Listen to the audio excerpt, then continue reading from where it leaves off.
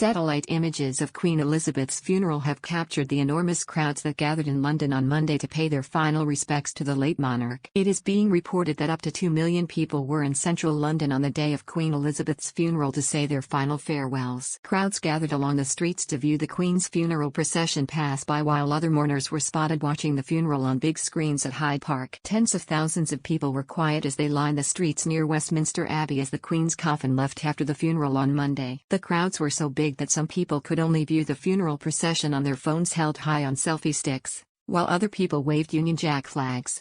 Many people have said they camped overnight in the cold for the final chance to say goodbye to Queen Elizabeth, who celebrated 70 years on the throne just a few months ago and is the only monarch most people in Britain have ever known. Satellite images have captured the large scale of the crowds at Westminster Abbey, to the Mall and through the Albert Memorial. The Queen's coffin was escorted by the royal family as well as thousands of soldiers as she was taken to Windsor Castle, where she was buried next to her husband Prince Philip later in the evening.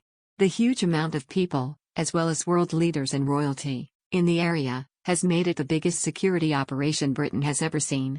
"Nothing can compare," said Stuart Cundy, the Metropolitan Police Deputy Assistant Commissioner, who described the operation as a hugely complex task.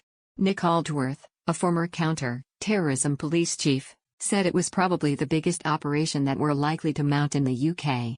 It surpassed the police needed for the Platinum Jubilee and 2012 Olympics, which had up to 10,000 police officers on duty every day. People in the crowd said the large scare and pageantry of the funeral affairs captured how they felt as they said their farewells to Queen Elizabeth. Chloe Jesson, age 59, who had travelled from Manchester for the funeral, said the ceremony was emotional. She said, "You felt the sadness for the country and her family. At the same time it was a celebration of her life. I occasionally cried, but I was never sad, if that makes any sense. The best thing was there were people from all walks of life, each race and religion, and everyone came here to celebrate."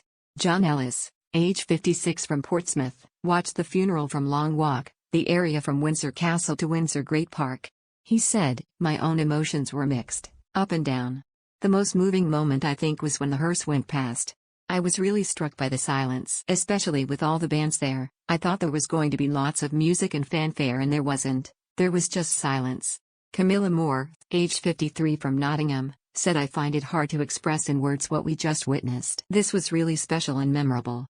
She described the event as terribly sad. "So very, very sad. The end of an era."